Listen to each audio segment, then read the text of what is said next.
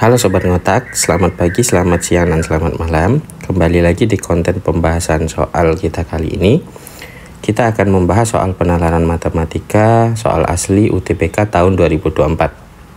Oke, di soal kali ini kita diberikan suatu teks bacaan mengenai suatu kereta api. Terus nanti kita diberikan perbandingan ukuran jari-jarinya. Kita diminta untuk menjawab 3 buah soal yang berkaitan dengan teks bacaan tersebut. Oke, kita mulai dari soal yang pertama. Kita analisis dulu bacaannya. Gambar berikut merupakan kereta api yang memiliki roda dengan jari-jari R1 sama dengan R2, tidak sama dengan R3, dan tidak sama dengan R4. Kemudian di 3 buah roda itu secara berturut-turut terdapat 3 buah titik. Ada titik A, titik B, dan titik C. Di mana A itu terletak di roda kedua, B terletak di roda ketiga, dan C terletak di roda keempat. Oke. Untuk soal yang pertama, jika perbandingan antara roda kedua dan roda ketiga adalah 3:2, maka perbandingan banyaknya putaran antara roda kedua dan ketiga adalah berapa? Oke, kita fokus ke roda kedua dan roda ketiga. Di sini roda kedua dan roda ketiga perbandingan jari-jarinya itu adalah 3:2. R2 dibandingkan dengan R3 itu sama dengan 3:2. Kalau kita lihat dari gambar, ini udah kelihatan ya, kalau R2-nya ini jari-jarinya lebih besar daripada R3. Nah, kita diminta untuk menghitung perbandingan banyaknya putaran antara R2 dan R3. Nah, putaran itu kalau dalam matematika itu berbanding terbalik dengan ukuran jari-jarinya. Kenapa begitu? Karena semakin panjang jari-jari suatu lingkaran, maka dia akan membutuhkan ukuran yang lebih besar untuk mencapai satu putarannya, dimana satu putaran itu sama dengan kelilingnya nanti. Oke, ini kalau kita lihat ketika si R3 ini sudah berputar satu putaran, nah si R2 ini belum satu putaran dia. Kenapa belum? Karena jari-jarinya itu lebih besar, sehingga dia butuh jarak yang lebih panjang untuk mencapai satu buah putaran. Maka nanti kita bisa dapat kesimpulan kalau putaran suatu lingkaran itu berbanding terbalik dengan jari-jarinya. Jadi kalau seandainya kita bandingkan putaran antara lingkaran kedua dan lingkaran ketiga, P2 dibandingkan dengan P3, nanti P2 itu sama dengan 1/R2, dibandingkan dengan P3 itu nanti akan sama dengan 1/R3. Tuh, atau kalau kita buat dalam bentuk pecahan, perbandingannya P2 banding P3 itu sama dengan 1/R2 dibandingkan dengan 1/R3.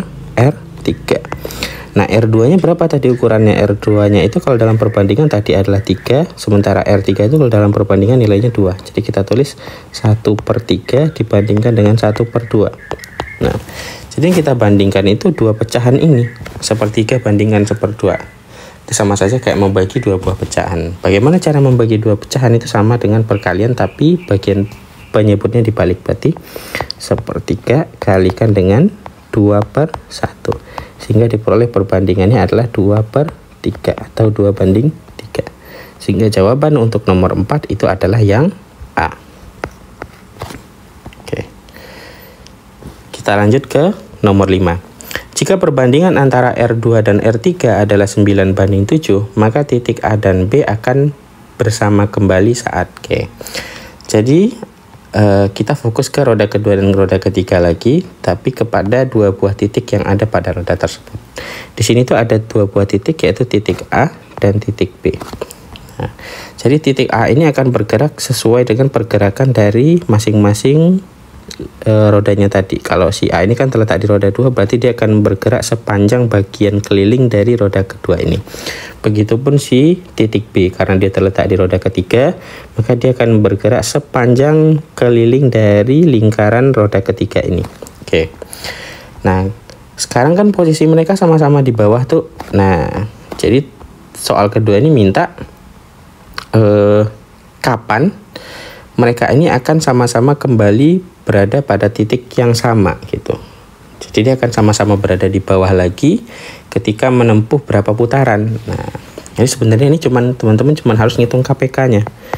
KPK dari 9 dan 7. Gitu. 63.